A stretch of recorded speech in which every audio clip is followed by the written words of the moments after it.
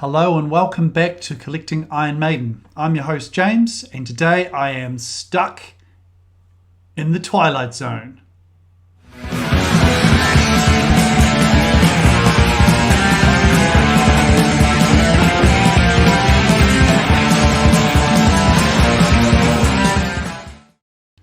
Twilight Zone is a pretty unusual single in the Maiden catalogue.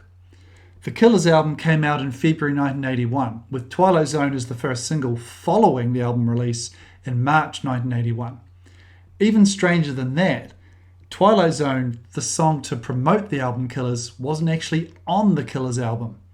The original UK release didn't include it at all, although the song was included in subsequent releases in the United States and Japan, and on some remastered editions that came out later. But that's not the only strange thing about this single. Let's take a closer look. So I'm lucky enough to have two copies of the Twilight Zone 7-inch, both from the UK. As you can see, the sleeves are in quite different condition. The one on the left here has been a bit munged up, so I'd call that a good condition, whereas the one over here is a lot cleaner. I'd call that a very good condition. Cool artwork. I do like it. It got a lot of stick when it came out, apparently, because some people, particularly in the States, thought that it was Eddie in stalker mode, sexual assault mode. But of course, if you bother to listen to the lyrics, you'd understand that it's the ghost of Eddie haunting beloved Charlotte. On the flip side here, we've got a few interesting things. First thing, of course, is that we've got double A-side.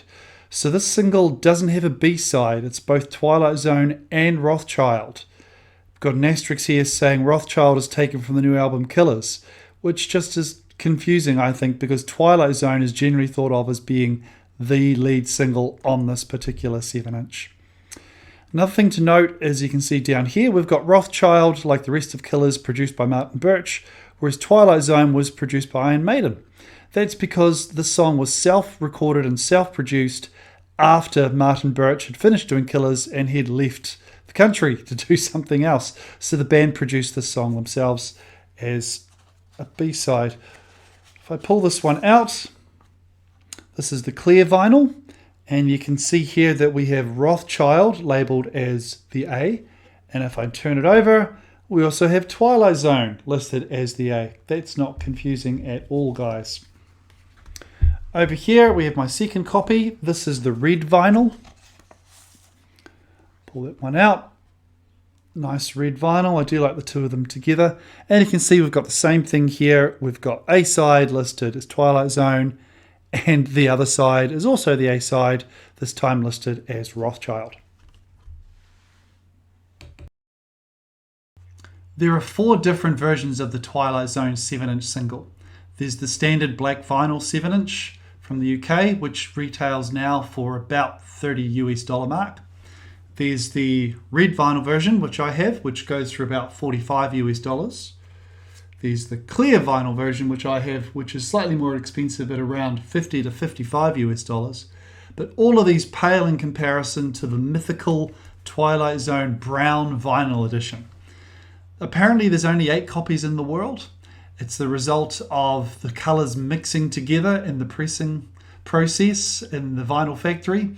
And if you look on Discogs, the current price for those is around $5,500 to $6,000 US each. So if you've got one of those in Nana's attic, grab it with both hands and send it to me. Thanks.